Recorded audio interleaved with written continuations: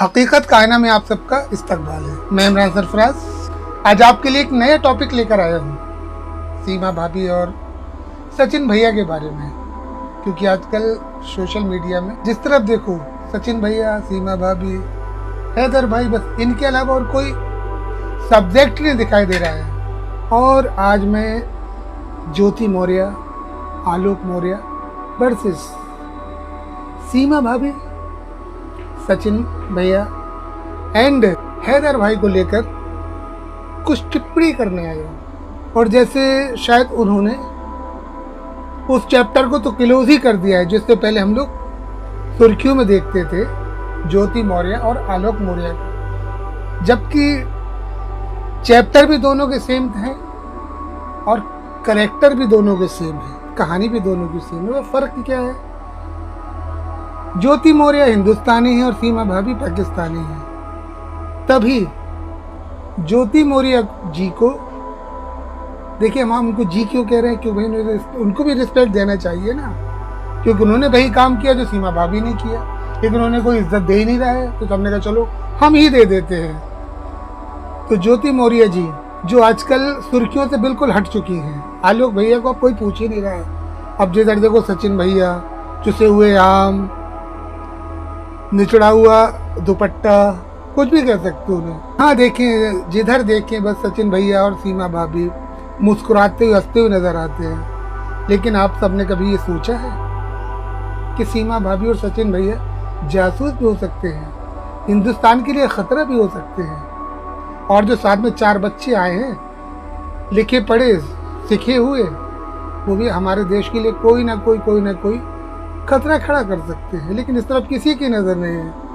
हर किसी को भाई एक लव एंगल दिखाई दे रहा है हिंदू मुस्लिम का, क्योंकि पाकिस्तान से एक मुस्लिम महिला 4 बच्चों के साथ आई है सचिन भैया के लीक की मोहब्बत में गिरफ्तार होके, जबकि कहानी उल्टी है। हमने तो आशिकों को जुल्फों में गिरफ्तार होते देखा है, लेकिन यहाँ जुल्फें खुद अटकटी जुल्फों में गिरफ्तार होके आई हैं, वो भी 4 बच्चों के साथ। लेकिन ये पता नहीं किस मोहब्बत का एंगल है।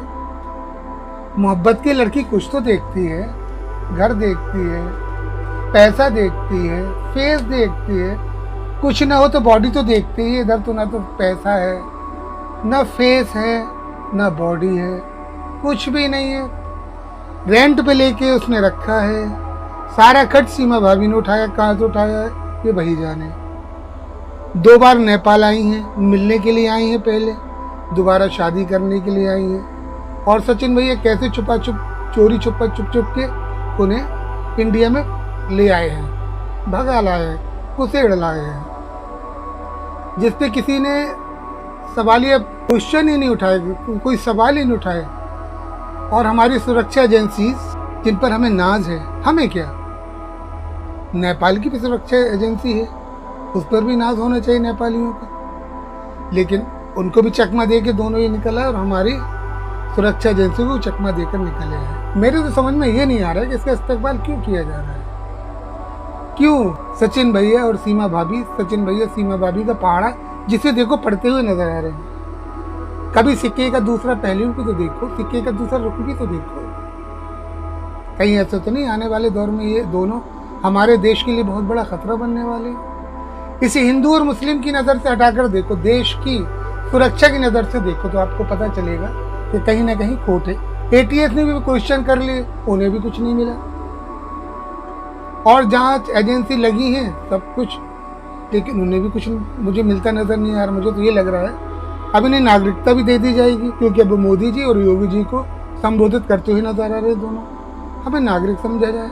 लेकिन किसी को ये नहीं दिखाई दे रहा किस तरह ये घुसपैठी है, किस तरह चोरी से चुप्पे से मोहब्बत का नाटक करके हिंदुस्तान में आए हैं, एंट्री की है।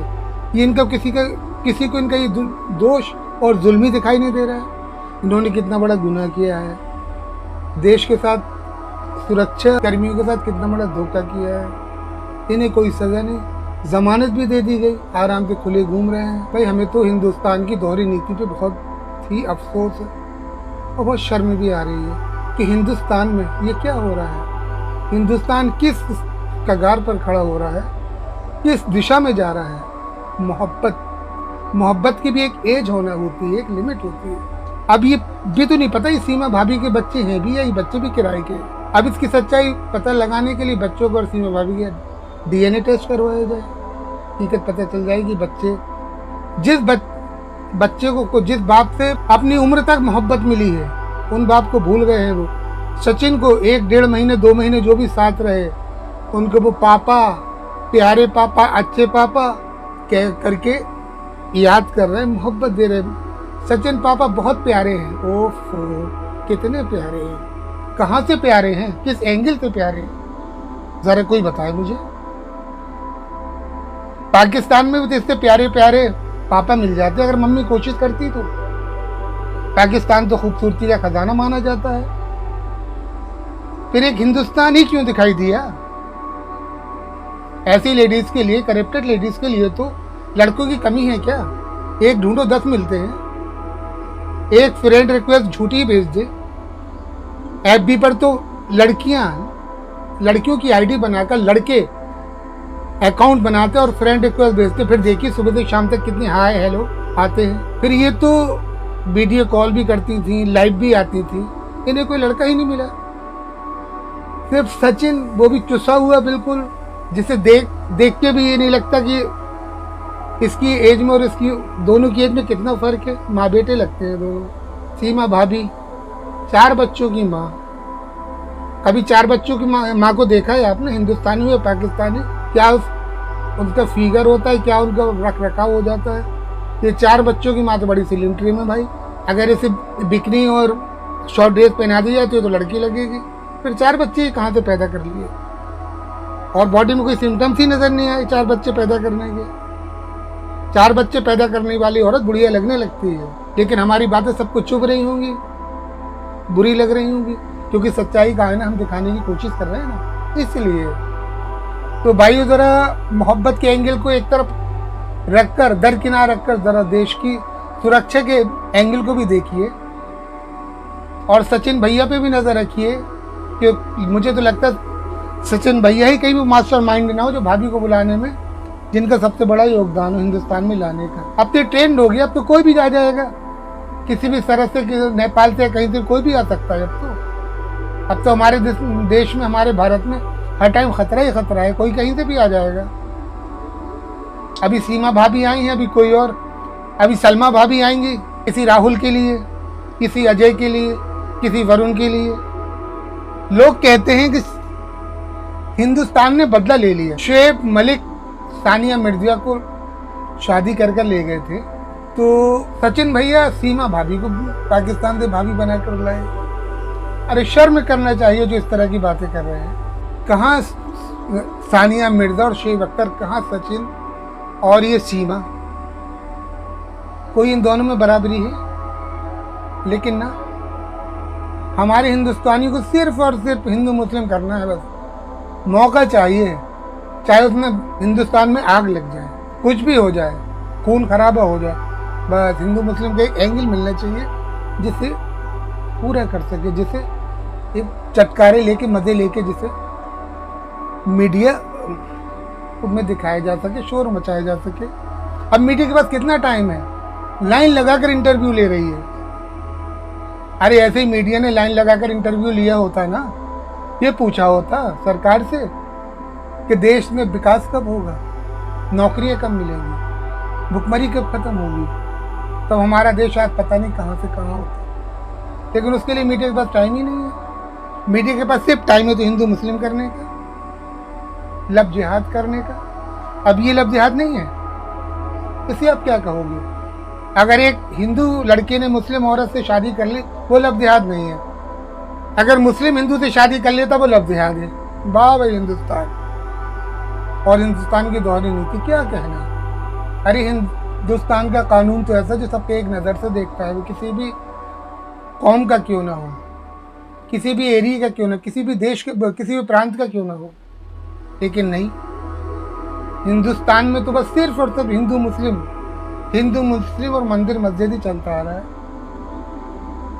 अब जब बाबरी मस्जिद शहीद करके बाबरी मस्जिद को मंदिर में तब्दील कर दिया गया, तो वो मुद्दा खत्म हो गया। लेकिन फिर भी हिंदू मुस्लिम का मुद्दा अभी भी नहीं खत्म हो रहा है। पता नहीं कब खत्म होगा, कब हमारे हिंदुस्तान की तकदीर चमकेगी। मुझे तो लगता है रोज नए नए मुद्दे निकलेंगे। अब तो इंतजार करो भाई, कोई सलमा भाभी आ रही होंगी राहुल भैया के पास। अब राहुल भैया पाकिस्तानी सलमा, सायरा, रिहाना, इनके पास रिक्वेस्ट भेजेंगे, अब वो कोई और आ जाएंगे। अब हो सकता कहीं और से आए। अब यही होना है। और हमारी मीडिया ऐसी चक्कर लगाएगी दूल्हा दुल्हनों की। वाह भाई वाह मीडिया। अब इसको क्या कहूँ, गोदी मीडिया कहूँ, लवली मीडिया कहूँ, मोहब्बत मीडिया कहूँ, क्या कहूँ। बहुत फुर्सत में मीडिया है। लोग अपने चैनल को चलाने के लिए लाइन लगा के सीमा भाभी और सचिन भैया का इंटरव्यू ले रहे हैं। लेते रहो भाई। अब ATS भी क्वेश्चन करके थक चुकी है, उन्हें भी कोई सुराग नहीं मिलता नजर आ रहा। अब मुझे तो ये लग रहा है उसे नागरिकता भी मिल जाएगी। और रही बात पाकिस्तान भेजने की, तो पाकिस्तान तो बाद में भेजो ना, पहले सजा तो दो। जो उसने गुनाह किया है, जुल्म किया है, जो चोरी से आने का, की सजा तो कटवाओ, पहले उसे जेल तो करवाओ। सचिन भैया को, उनके पापा को, सचिन की फैमिली को, यार दोस्तों को, जिन्होंने षड्यंत्र रचकर सीमा को हिंदुस्तान में लाया है और हमारे देश की सुरक्षा के साथ खिलवाड़ किया है, उसको अनदेखा किया है, मजाक बनाया है उसका। पाकिस्तान भेज दें भाई। पाकिस्तान क्यों भेज दें? पहले मुकदमा चलाओ, जेल में डालो, पहले इसकी सजा दो। जब सजा पूरी करने के बाद फिर उसे पाकिस्तान भेजो, उसे पाकिस्तान वाले सजा देंगे। बदनाम तो दोनों देश हुए हैं ना, हिंदुस्तान भी और पाकिस्तान भी। अब अगर किसी को बदनामी नहीं लग रही है, बात अलग है। तो गाइस, हमारी आप सबसे